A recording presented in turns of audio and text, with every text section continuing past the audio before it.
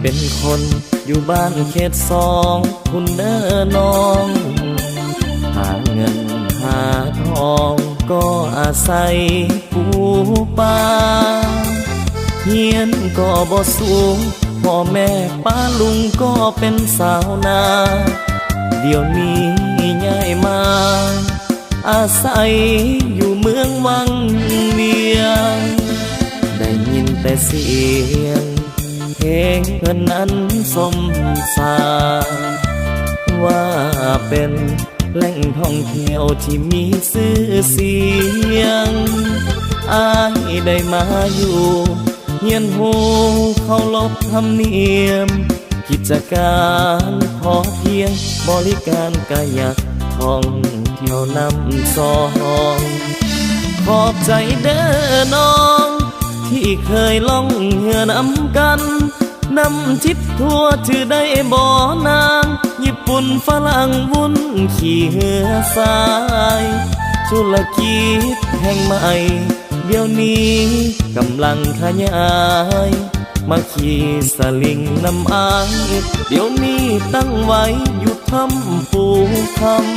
ำสำนักงานตั้งอยู่บ้านสว่างโทรมาสอบถาม55623536ท่านอยากจะเที่ยวทางน้ำหรือว่าทางบกขอเพียงท่านยกโทรศัพท์ถือว่าโอเค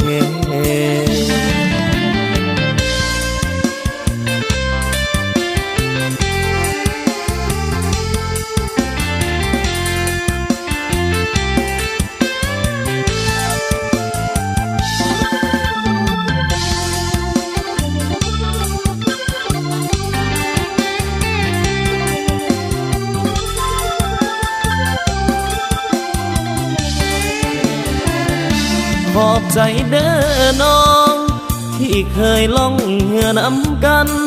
นำทิพทั่วถือได้บ่อนางญี่ปุ่นฝรั่งวุ่นขี่เหือสายธุรกิจแห่งใหม่เดี๋ยวนี้กำลังขยายมาขี่สลิงนำอายเดี๋ยวนี้ตั้งไว้อยู่ทำปูค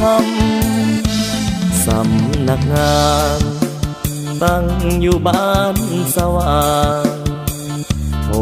มาสอบถาม55623536ท่านอยากจะเที่ยวทางน้ำหรือว่าทางบกขอเพียงท่านยกโทรศัพท์ถือว่าโอเค